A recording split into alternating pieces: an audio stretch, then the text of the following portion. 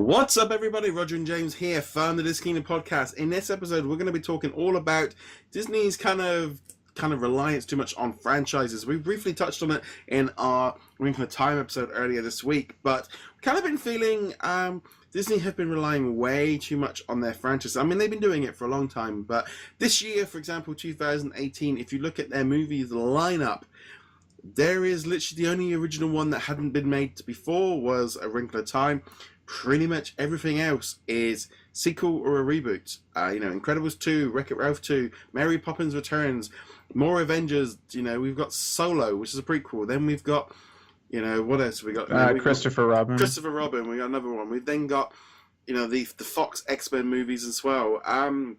There's not really a lot of original. I mean, Incredibles and Wreck-It Ralph could be original stories, but it's still nothing brand new like we had with Coco, which came out a few months ago now. And apparently even Bob Iger has said he doesn't view that as a franchise. In other words, they made an awesome movie.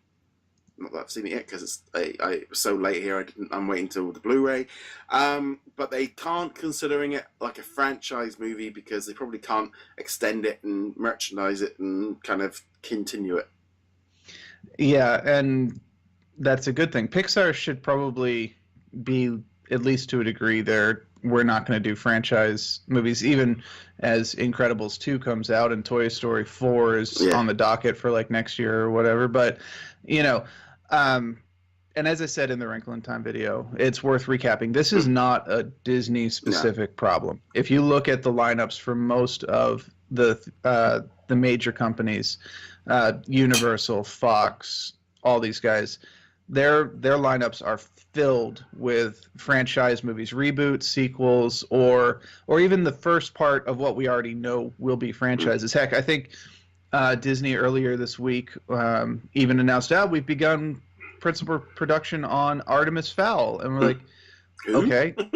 Yeah, well, the name's familiar. I actually have read the books because they were coming out when I was working at a bookstore. Yeah. But it's another franchise. Even if it's just a single movie that they've announced. No, it's a franchise. It's in the same category as Hunger Games and Maze Runner and all that stuff. It's a young adult. I'm not opposed to them starting new franchises. I'm happy that they will do that. It's because you gotta have the first one to have a new franchise. But at least it's something different and original and doing something a little different. It's just that kind of that trend. I mean, but then you look at like the reports of like toy sales and movie sales of tickets of being down, and they're blaming movie fatigue and franchise and reboot fatigue and them getting it wrong and things just because it's a franchise and everything isn't working anymore. And Hollywood have they're not sometimes they don't like using new ideas because new ideas are a bit more risky, but it's just not just everything is having issues because of this trend of being dictated by trying to keep everything safe all the time. But here's the real thing, and I think the underlying issue, I'm hardly the first person to point this out, is the problem that it's so bloody expensive to go and see a movie.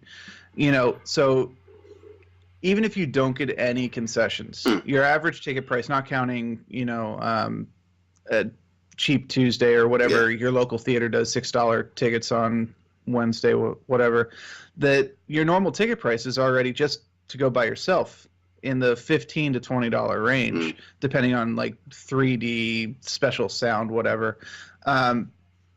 That's not a cheap form of entertainment. And so if I'm going to spend $15 on a ticket, I want to be reasonably well assured that I'm going to enjoy myself. That's not the money unless you are a professional critic. That's not the kind of money you drop on something to go like, maybe I'll enjoy it. If you're sitting there and you look at Rotten Tomatoes, and yes, you should form your own opinion. You shouldn't just listen to critics. But if most of the critics are going, this movie's mediocre, I'm waiting for Blu-ray more than likely, unless it's a movie I was super excited for. Yeah. And I think this reliance on franchises really stems from that, because as a viewer, I am far more likely to go and see Avengers Infinity War because I know what I'm going to get. Yeah. Marvel has a proven track record of good, fun superhero movies. So, I'm willing to risk the $15 on going to see that. am I willing to risk $15 to go see a brand new franchise like Artemis Fowl, or a movie that's not part of a franchise, let's say like Shape of Water from last year.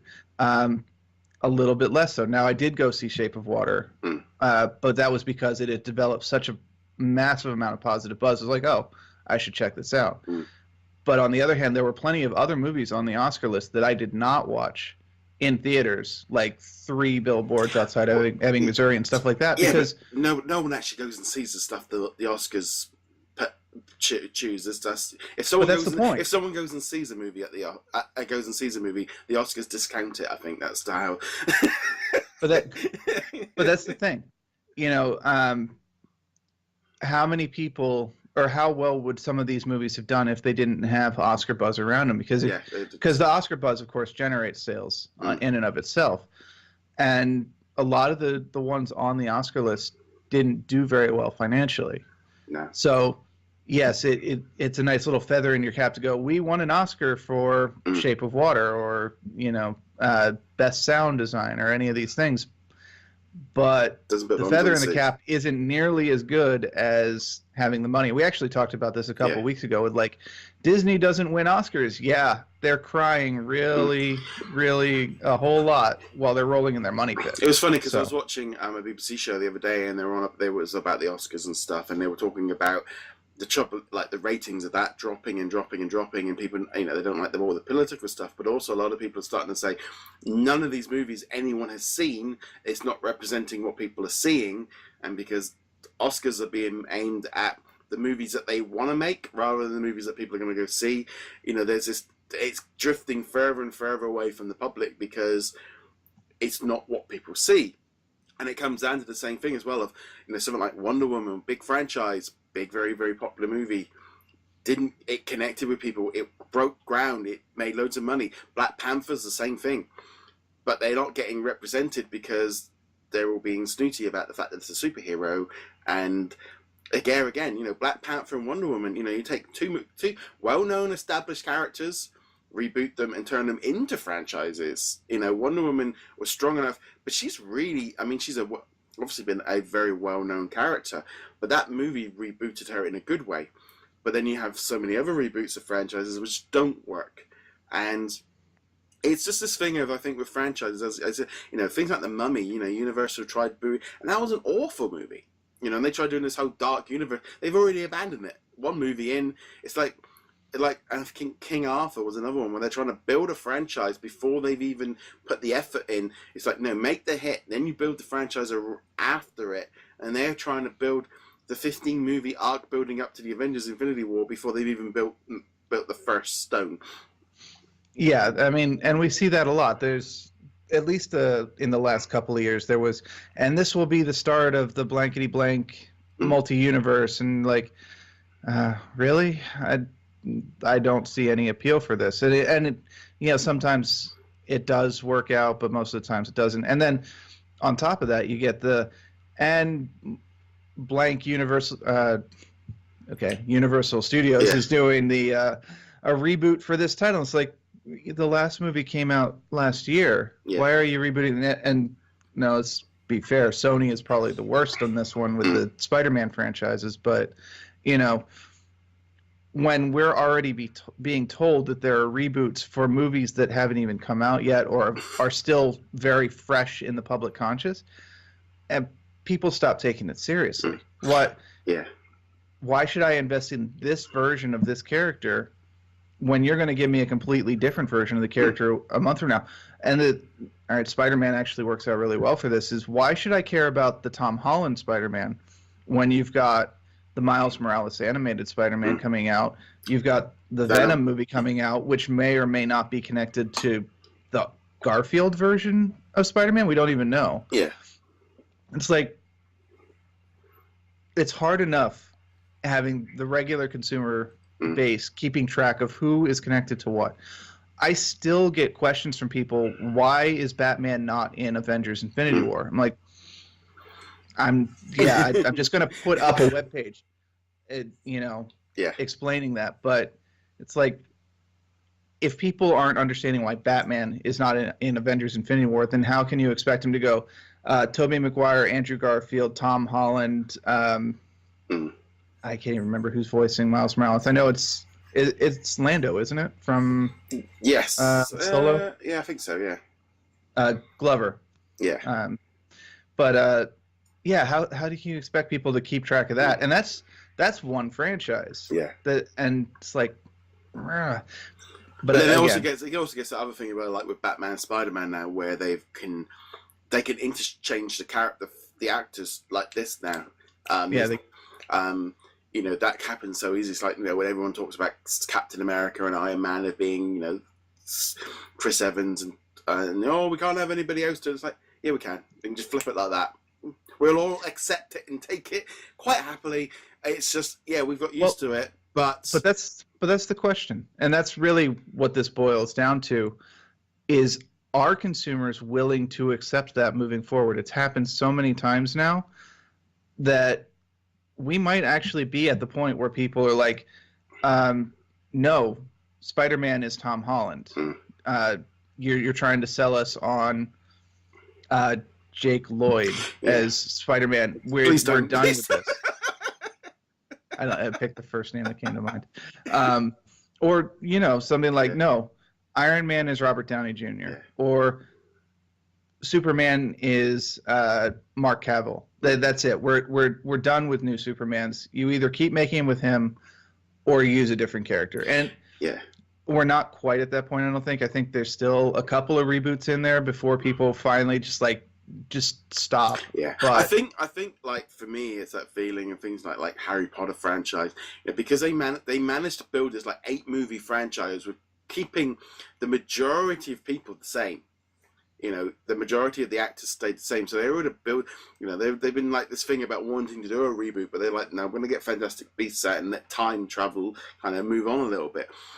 But, we've talked about this with toy sales and game sales and stuff, but this franchise fatigue is sliding into everything because the toys coming out are the same characters we've already seen, the action thing, and they're changing the costumes, they're doing something different with it, but there's nothing new and exciting. And I don't know. I think the fact that they are looking at new franchises and stuff to do stuff, and even Disney themselves have said that they've, Pixar and their animated movies going into the 20s, they need to come up with something better than their current plan. There's too many sequels.